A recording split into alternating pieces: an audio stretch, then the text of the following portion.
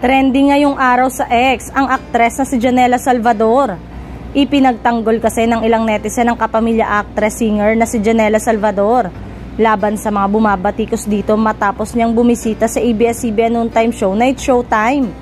Noong Martes, bumisita si Janela at ang Thai actor na si Win Metawin sa kapamilya noontime show para i-promote ang kanilang upcoming film na Under Parallel Sky.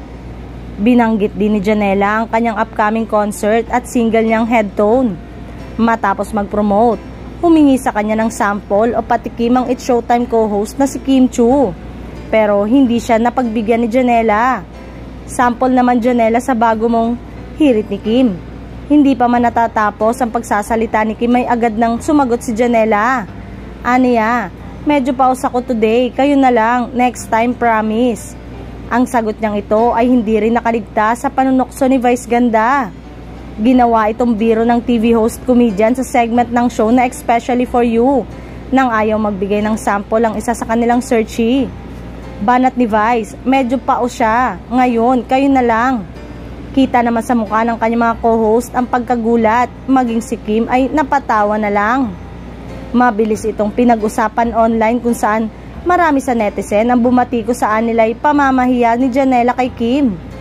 Tweet ng isang netizen, medyo rude pagkakasabi niya dyan. Di nag-iisip, nasa national television siya. Pwede namang sabihin, pasensya po, pause kasi ako ngayon. May ilan din namang fans si Janela ang ipinagtanggol siya sa mga bumabatiko sa kanya. Depensa ng isang fan, da kayo na lang po, was even respectful in a way. Di ba ganyang Pinoy humor with the memes and side comments? Biglang naging disrespectful and maldita nung ginawa ni Janela. This is a humor culture that Vice Showtime created. Funny how their fans are being offended only now. Samantalang, wala pang sagot ang actress single dito kundi ang kanyang IG post kung saan katatapos lang ng recording kasama ang actress na si Jane De Leon.